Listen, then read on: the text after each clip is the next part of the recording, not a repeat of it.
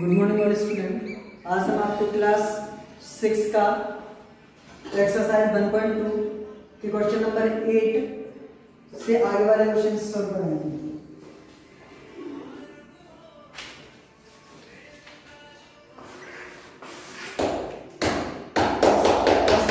Multiply by 7 to 36 by 65 instead of the multiplying by 56. Why? How much was his answer greater than the correct answer? यानी simple एक student ने 7 to 36 में multiply 65 का दिया और उसकी बजाय उसने 56 का मल्टीप्लाई कर दिया। ऐसा करने पर यानी उसको मल्टीप्लाई 65 का करना था और मल्टीप्लाई 56 से कर दिया। ऐसा करने पर उसके आंसरों में क्या डिफरेंस आता है? तो नंबर क्या दे रखा है? Given 7 to 36 multiply by 65।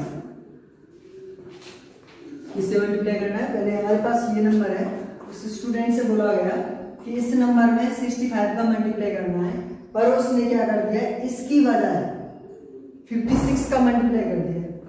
तो 7 to 36 मल्टीप्लाई बाई 65 सॉल्व करो। 5 6 30 कैरी 5 कैरी 3 5 3 15 और 3 18 5 10 और 11 5 7 35 और 1 36 6 6 36 कैरी 3 6 3 18 और 3 21 कैरी 2 6 2 12 कैरी 1 6 7 42 और 1 53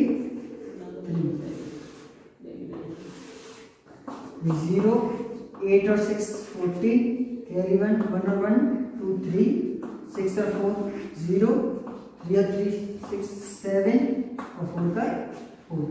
उसने क्या बोला है? उसने क्या कहा था मल्टीप्लाई बाई 65, पर उसने क्या कर दिया 65 की मल्टीप्लाई की जगह कितने का कर दिया मल्टीप्लाई बाई 56।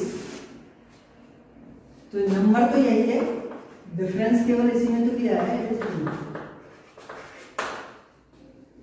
6 6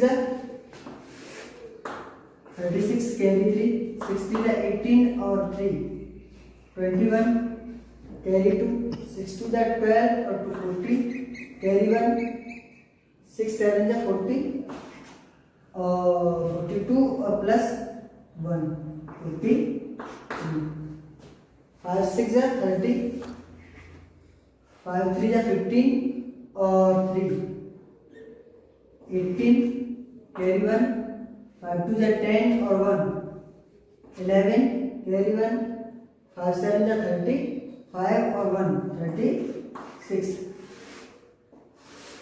6 1 12 4 5 0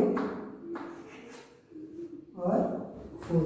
अब उसने पूछा क्या है कि पहले इसने 65 से मल्टीप्लाई किया था, फिर इसने 56 से कर दिया। ऐसा करने पर इन दोनों के आंसरों में क्या डिफरेंस आया है? तो डिफरेंस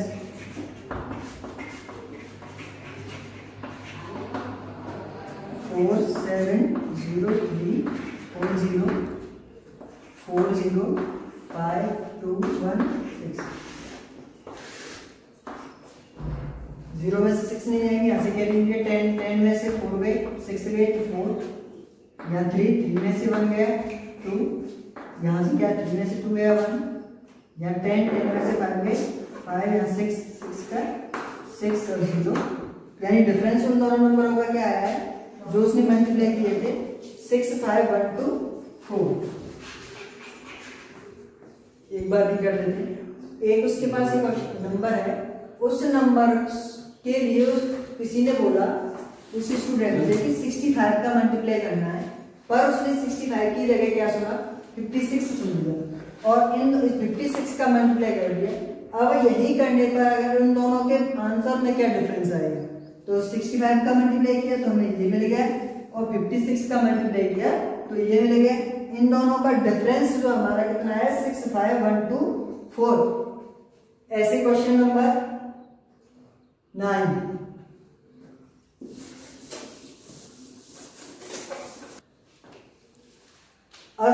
नीडेड क्लॉथ यानी एक शर्ट है, उसके क्लॉथ के लिए कितने मीटर की जरूरत है 2 मीटर 15 सेंटीमीटर।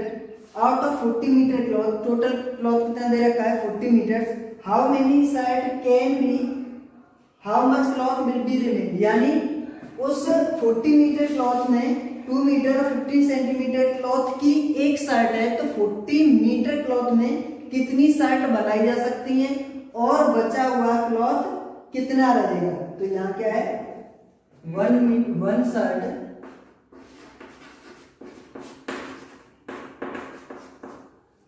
क्लॉथ नीडेड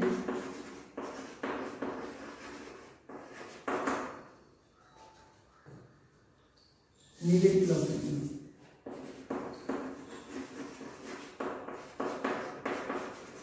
कितना है 2 मीटर और 15 सेंटीमीटर। एंड टोटल क्लॉथ कितना दे रखा है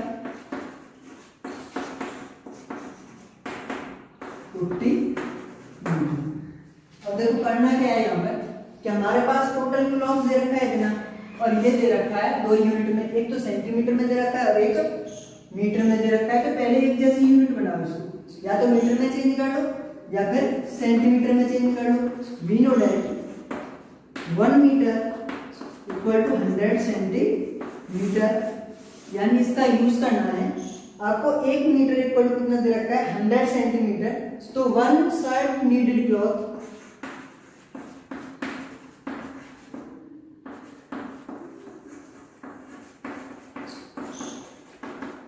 तो 2 into 100 plus 15 तो 215 सेंटीमीटर, यानी एक शर्ट जो है 215 सेंटीमीटर में बनाई जाएगी। तो 14 मीटर, इसको यहीं पे चेंज कर लेंगे 14 into 100 तो ये क्या आ जाएगा 400 सेंटीमीटर।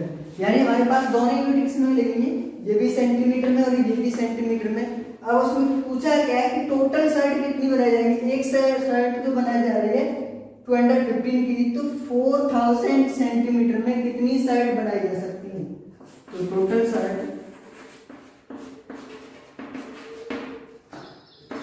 तो क्या कर लेंगे आप इसमें डिवाइड दे देंगे और डिवाइड देने के बाद क्या है, चलो सिंपल डिवाइड दे देते हैं। तो ये डिवाइड जाएगा 18 shirt and remain cloth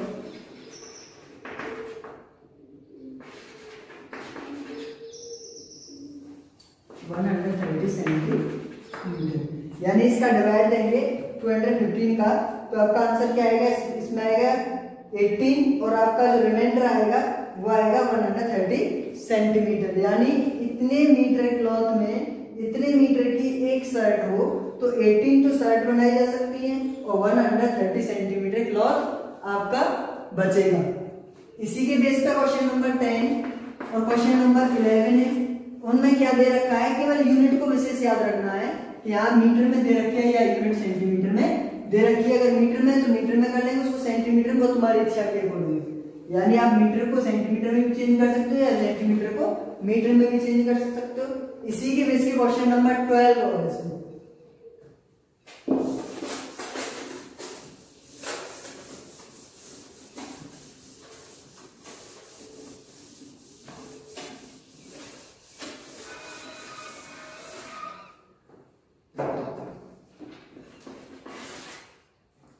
question number 12, a vessel has the 4 litre and 500 millilitre of the curd. यानी एक बर्तन है उसमें 4 लीटर और 500 मिलीलीटर ऑफ कर्ड भरी हुई है, दही भरी हुई है। In how many glasses each of 25 millilitre capacity, पर एक गिलास की जो कैपेसिटी दे रखी है 25 ml दे रखी है, कैन इट बी फील्ड। यानी उस 4 लीटर 500 ml कर्ड में कितने गिलासेस भरे जा सकते हैं। यानी सिंपल सी बात यह है 4 लीटर और 500 मिलीलीटर कर्ड है और 25 मिलीलीटर का एक गिलास भरा हुआ है। तो 25 मिलीलीटर के अगर गिलास भरे जाए तो कितने भर जाएंगे? तो टोटल कर्ड कितनी दे रखी है?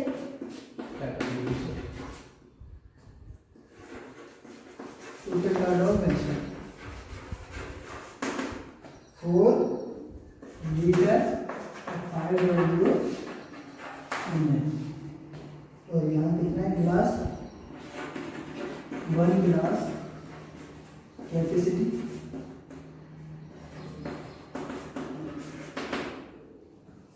25 ml।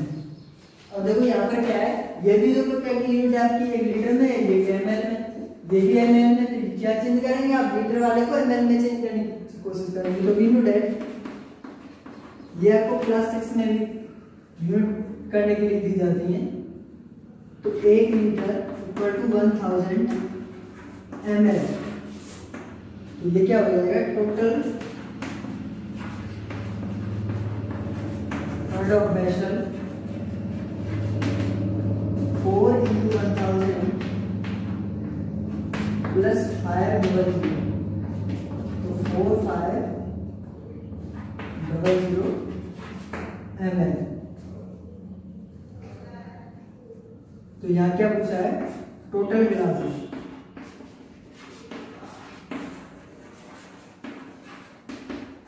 तो इतने लीटर कर्ड दे रखी है, इसमें इतने ml का गिलास भरना है, तो इसके टोटल कर्ड में इसका क्या कर देंगे आप? डिवाइड दे देंगे। तो 4500 25 ml।